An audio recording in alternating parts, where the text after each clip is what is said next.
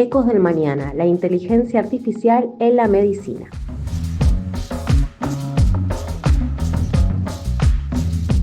Imagina un mundo donde una máquina puede detectar una enfermedad antes de que aparezcan los síntomas, donde la inteligencia artificial no sea solo tecnología, sino una aliada que cuida de nuestra salud. Hoy, en Ecos del Mañana, vamos a descubrir juntos cómo la inteligencia artificial está transformando la medicina y sobre todo cómo impacta en las personas.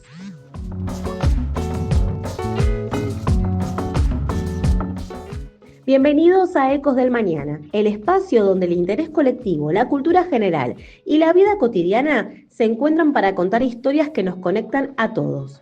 Soy Mariana May y hoy vamos a explorar el fascinante rol de la inteligencia artificial en la medicina. Un tema que no solo alcanza hospitales y establecimientos de salud, sino que toca vidas, emociones y esperanzas. Queremos que vos, que estás del otro lado, también seas parte de este diálogo. Si tenés preguntas, experiencias o reflexiones, escribinos o déjanos un mensaje porque este pulso lo marcamos juntos.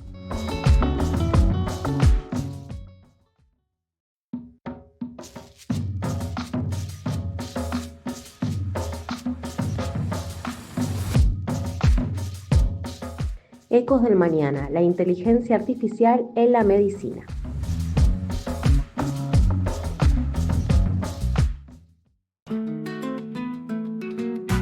Escuchamos a Francisco Pestana, docente, abogado y ensayista.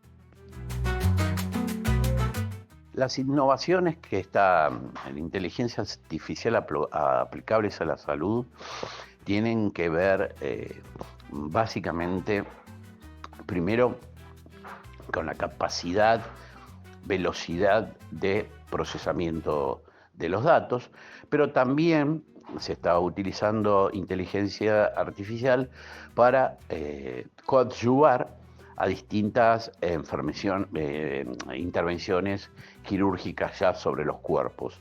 Inclusive ya, digamos, se está apelando en algunos casos muy específicos, en los países centrales, a la articulación entre la inteligencia artificial y la robótica, que de alguna manera permiten intervenir los cuerpos de una manera muy precisa.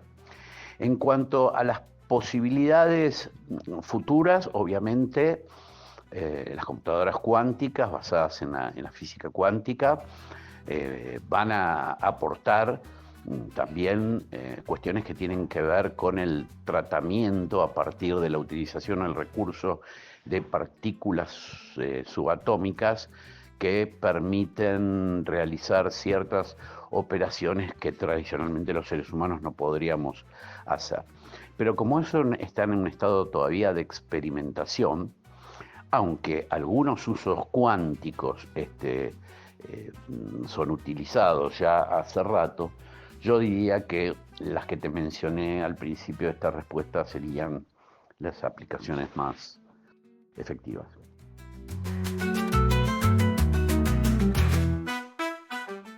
La ingeniera Macarena Gorgal, de la Cátedra Inteligencia Artificial de la Facultad de Ingeniería Informática de la Universidad de Belgrano.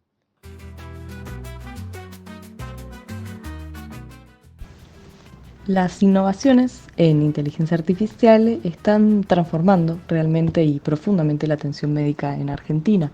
Hay aplicaciones, hay algoritmos, hay sistemas inteligentes que mejoran tanto el diagnóstico como la eficiencia de los hospitales y de las clínicas que la incorporan, ¿no? También podemos hablar de eficiencia administrativa, no solamente de salud, pero bueno, aquí estamos para mencionar algunas de las más relevantes. En un hospital de Salta, por ejemplo, se implementó un sistema de inteligencia artificial para mejorar la precisión de las cirugías mínimamente invasivas, cirugías asistidas por inteligencia artificial. También en el Hospital Garrahan se está trabajando con asistentes virtuales que incorporan inteligencia artificial. Y, por ejemplo, en el Ministerio de Salud de Buenos Aires también se utiliza la inteligencia artificial para mejorar y optimizar la logística hospitalaria. Entonces, mediante algoritmos se mejora la distribución de insumos médicos, por ejemplo, y la asignación de camas en hospitales públicos. Esto reduce tiempos de espera y mejora la eficiencia hospitalaria.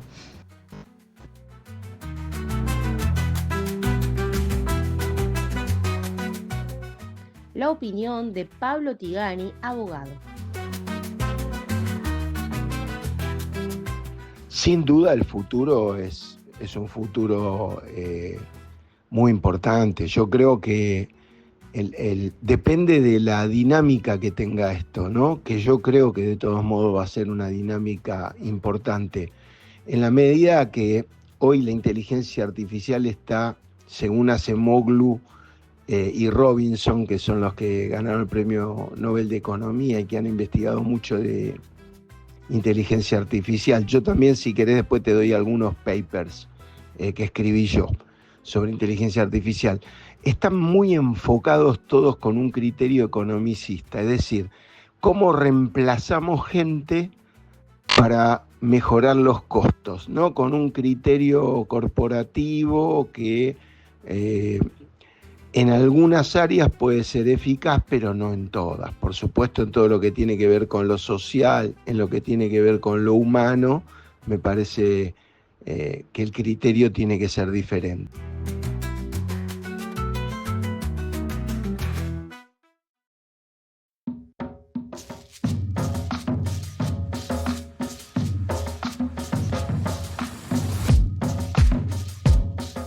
Ecos del mañana, la inteligencia artificial en la medicina.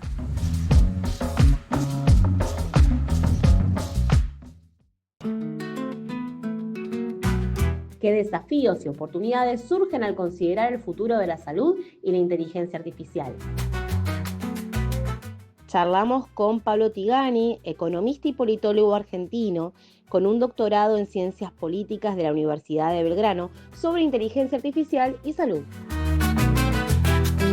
Yo creo que habría que formar un consejo asesor que trabaje en forma conjunta con los técnicos de las plataformas y que están trabajando con el desarrollo de los algoritmos y probablemente prueba y error o la metodología matemática de aproximaciones sucesivas. Llegará un momento que podrán decir, como decimos los economistas cuando estamos dando, yo no hago pronósticos, por ejemplo, pero sí hay macroeconomistas que hacen pronósticos, pero tienen que decir, con un 80% de probabilidades asociadas de ocurrencia, creemos que el Producto Bruto Interno va a crecer 5%. Y aún así queda una varianza que no está cubierta y que la posibilidad de desvío estándar. Escuchamos a Francisco Pestana, docente, abogado y ensayista. Bueno, ¿qué desafíos y oportunidades surgen al considerar el futuro de la salud y la inteligencia artificial? Y muchos porque no solamente yo me referiría exclusivamente a la inteligencia artificial, sino también a la biotecnología, es decir, la articulación de lo tecnológico con lo biológico. Muchos desafíos surgen, sobre todo respecto a la posibilidad de reconstrucción de órganos, intervenciones respecto al cáncer. Surgen muchas oportunidades. Imagínate solamente en el tema cáncer, cuando la mayoría de los datos hoy se están volcando a las redes y ahí se pueden formular detecciones tempranas y otras cuestiones, con lo cual si se apela éticamente al uso de la inteligencia artificial en la salud humana, manteniendo la centralidad en la persona humana, me da la impresión de que hay muy buenas oportunidades, sumamente positivas. Yo ahí no tendría crítica, pero respondiéndote a la pregunta 6, ¿qué consideraciones éticas deben tenerse en cuenta al desarrollar y utilizar los modelos de inteligencia artificial en la salud? Y bueno, obviamente las consideraciones éticas, digamos, tienen que ver con que la medicina debe sostener, digamos, principios humanistas, debe respetarse siempre la autonomía de la voluntad de las personas, es decir, la privacidad, la intimidad, es decir, un montón de derechos que en este momento están siendo claramente vulnerados porque obviamente las redes, los motores de búsqueda, el e-commerce y otros dispositivos, inclusive la misma inteligencia artificial, está, digamos, cooptando atencionalmente al ser humano y de alguna manera disminuyendo su capacidad atencional, alterando su capacidad emocional, porque en esto de la salud no solamente hay que pensar en cuestiones que tienen que ver con lo biológico, sino también con lo psicológico. Y el uso abusivo de estos dispositivos tecnológicos pueden traer consecuencias de ambos tipos, ¿no? Consecuencias de tipo físico y de tipo psíquico. Entonces, yo creo que debe irse hacia un futuro de coexistencia, respetando la naturaleza y la dignidad humana.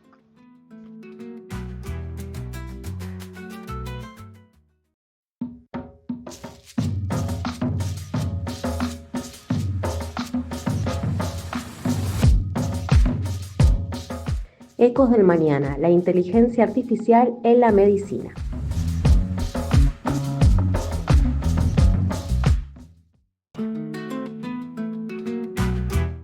¿Qué consideraciones éticas deben tenerse en cuenta al desarrollar y utilizar modelos de inteligencia artificial en salud? Escuchamos al médico neurólogo Florencio Morales. Ampliando la pregunta, yo en lo particular, yo he sido médico del Hospital de Clínicas durante más de 35 años y bueno, antes no había inteligencia artificial. ¿Qué teníamos en el hospital? Y sigue existiendo una biblioteca. A esa biblioteca, a la que aportábamos todos los médicos del hospital, aportábamos mensualmente un dinero. Bueno, esa biblioteca funcionaba con un montón de libros, por supuesto, pero también revistas de cada especialidad. O sea, la biblioteca estaba asociada a las revistas que fuera, qué sé yo, Lancet, la JAMA, New English Journal of Medicine, la revista Epilepsia, la revista Neurology, y así seguimos. Entonces, cada vez que llegaba un número a la biblioteca, un número de alguna de esas revistas, porque también había revistas de gastroenterología, había revistas de especialidades de cardiología, etcétera, etcétera. Bueno, entonces nosotros íbamos a la biblioteca a consultar en las revistas frente a una duda diagnóstica que tuviéramos, bueno, a ver qué encontrábamos en las revistas. Después, con la llegada de la computación, sobre todo a partir de los 90 o fines de los 90, nosotros a una empleada de la biblioteca lo que hacíamos era darle ciertas pautas de búsqueda y, bueno, ya encontraba en el archivo de la biblioteca, encontraba un montón de trabajos que podían servirnos como guía para llegar a un buen diagnóstico, para hacer una buena presentación en un ateneo o en una disertación, por ejemplo. Pero ahora ese trabajo lo hace la inteligencia artificial. Y la inteligencia artificial, inclusive cuando, aunque sea con rudimentos, uno le pregunta sobre un caso en especial, la inteligencia artificial responde los datos que tiene con respecto a lo que uno le ofreció, y después de la respuesta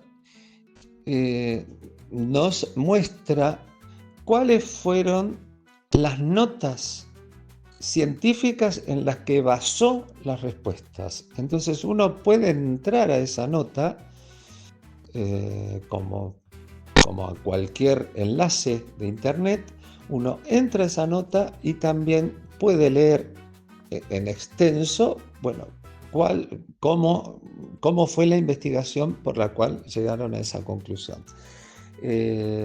Bueno, es un paso importantísimo para el médico, pero siempre teniendo en cuenta algo fundamental. Es una ayuda, es un ayudante para el médico, es como si fuera un bastón para el lisiado o para el que tiene trastornos para caminar. Bueno, no va a reemplazar al médico la inteligencia artificial. No va a poder reemplazarla. Porque hay una cuestión, ¿quién la maneja? Y como dijo Noam Chomsky, la inteligencia artificial es un gran plagiador. Va a responder de acuerdo a cómo le preguntes y en base a lo que sea. Y me estoy extendiendo demasiado, pero sé que hasta puede hacer versos al estilo de Atahualpa Yupanqui, y no sería ese el uso realmente. El uso de la inteligencia artificial debería ser para que nos ayude, no para... Si se quiere hacer un chiste, bueno, que sea un chiste, pero que no pase de ser eso. Tenemos que lograr un equilibrio para el manejo de estas tecnologías que aparentemente se quieren llevar todo por delante, pero estamos nosotros en el medio, y nosotros somos los que podemos ponerle el límite a esto. La opinión de Pablo Tigani, abogado. Sin ninguna duda se va a profundizar la desigualdad, porque el acceso tiene que ver con tener un teléfono, con tener una computadora, ¿no? Y estamos hablando de esto a nivel mundial. Y hay lugares donde todavía no tienen agua corriente, ¿no? Y donde comen una vez por día. Entonces, esto lo que va a hacer es acelerar la desigualdad, perjudicar los puestos de trabajo que son, sobre todo en oficinas, todo lo que tiene que ver con atención al cliente, todo eso, ¿viste? Va a haber bots que van a estar respondiendo, y creo que ahí, en lo que es algo estándar, se van a perder muchos puestos de trabajo. Después está la cuestión más específica, donde si uno llama por teléfono porque hay una pérdida de gas, no quiere hablar con un algoritmo. Escuchamos a Francisco Pestana, docente, abogado y ensayista. A tu pregunta respecto a si la inteligencia artificial ayuda a la igualdad o fomenta la desigualdad, y sigue la pregunta: ¿cómo se pueden utilizar los modelos de IA para identificar patrones y tendencias en los datos de salud. Bueno, eso se utiliza simplemente por principio, porque una de las principales facultades y potencias que tiene la inteligencia artificial es la identificación de patrones a través de los datos, con lo cual esa pregunta ya estaría respuesta. Ahora, si fomenta la igualdad o la desigualdad, y bueno, esa es una pregunta cuya respuesta tiene muchas aristas. En primer lugar, porque obviamente estamos asistiendo a una etapa de desigualdad tecnológica entre países altamente tecnificados y países que están a medio camino y otros que están en la retaguardia. ¿Eso qué significa? Significa que existen en el mundo asimetrías y por lo tanto a nivel global es evidente que el desarrollo tecnológico en estos aspectos genera la desigualdad. Pero también hay una desigualdad que tiene que ver con el acceso a los dispositivos. Y eso también tiene que ver con los recursos. Es decir, aquellos que tienen dispositivos en sus hogares más sofisticados, obviamente están en muchas mejores condiciones de afrontar los desafíos laborales y los desafíos de la vida a partir de la utilización de esos recursos. O sea que la desigualdad hay que verla desde el punto de vista geopolítico y desde el punto de vista interno. Y está claro además que toda normativa sobre la IA debe presuponer el derecho a la no conexión, el derecho a negarte a volcar tus datos o a que tus datos no circulen por las redes, es decir, no queden en la nube. Esto es una cuestión ética muy importante porque obviamente los datos que surgen de un examen médico son propiedad de quien padece la enfermedad o quien fue sometido a ese tratamiento. Y si eso lo volcamos entonces a la red, deja de ser una cuestión privada y pasa a ser una cuestión pública. Entonces eso tendría que de alguna manera regularse, ¿no? Y esto se relaciona con qué desafíos, la pregunta que dice que qué desafíos surgen al trabajar con datos de salud y cómo se pueden superar. Bueno, ahí tiene que ver básicamente, los desafíos positivos son obviamente la facultad que tienen de detectar patrones y de trabajar con megadatos.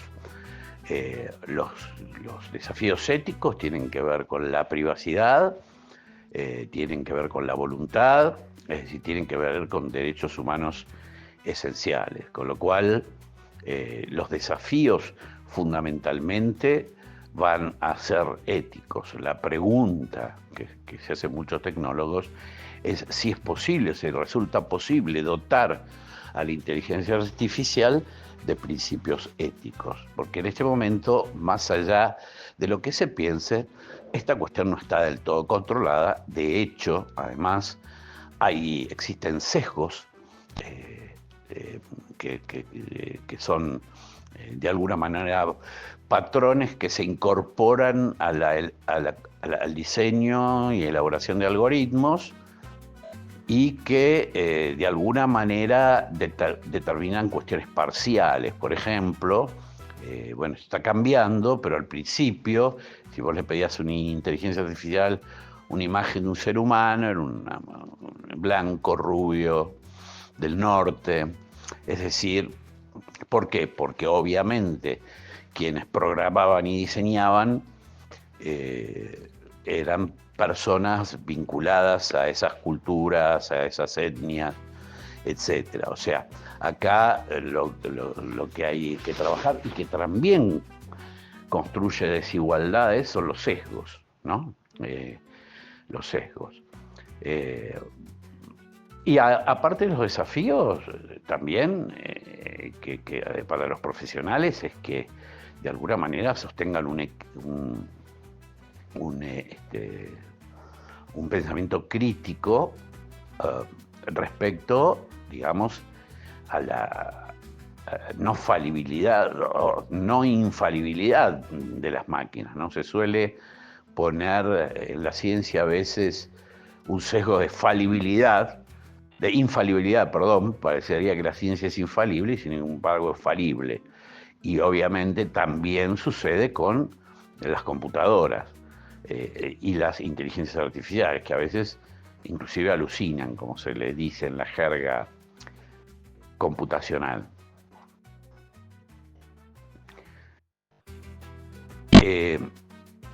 Bueno, la pregunta 3 está contestada ya antes. Obviamente vuelvo a insistir con la cuestión de la cantidad de datos que por segundo se incorporan a las redes y la posibilidad y el desarrollo de los algoritmos y las máquinas y las inteligencias artificiales que están aprendiendo. Es decir, desde que se empezaron a construir las primeras redes neuronales y el principio de retropropagación permitió, a las redes ir de salto en salto, es decir, de red en red, para, constatar la información, ponele, que lo podemos contestar así. Me parece que esa es la utilidad que realmente tienen y que permite. Ahora, cuando las computadoras dejen de ser digitales y pasen a ser cuánticas, bueno, ahí ya no te puedo responder porque yo creo que ni los físicos te pueden responder. Lo cierto es que ya algunas cuestiones, como lo dije anteriormente, algunas cuestiones vinculadas a la utilización de partículas subatómicas son utilizadas en medicina, algunas que tienen que ver con la radiación, etc. Con lo cual, cuando las computadoras cuánticas tengan una cantidad de qubits suficientes, y es muy posible que aporten inesperadas soluciones a problemas que tienen que ver con los cuidados y la preservación de la salud. Y por último, vos me preguntás la responsabilidad. Bueno, la responsabilidad es básica. O sea, hay que desmitificar alguna cuestión que tiene que ver con que la ciencia es aséptica. La ciencia nunca es aséptica.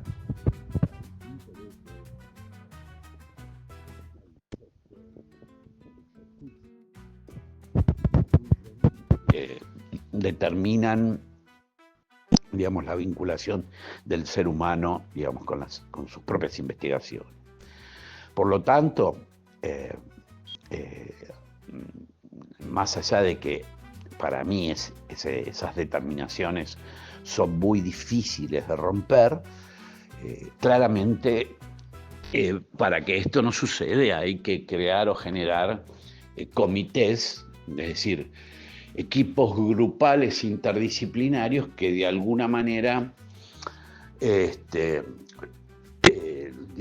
supervisen y en todo caso autoricen o no el desarrollo de determinados dispositivos de acuerdo a una serie de normas éticas y jurídicas que preserven los derechos humanos esenciales.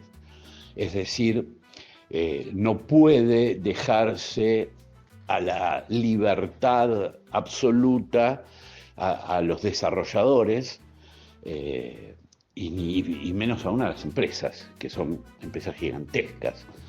Así que bueno, desde ese punto de vista, esa es mi opinión.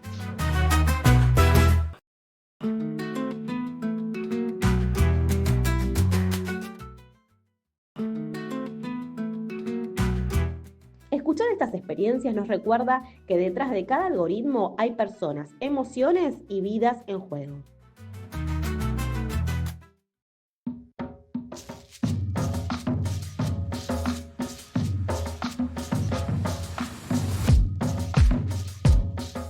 Ecos del Mañana, la inteligencia artificial en la medicina.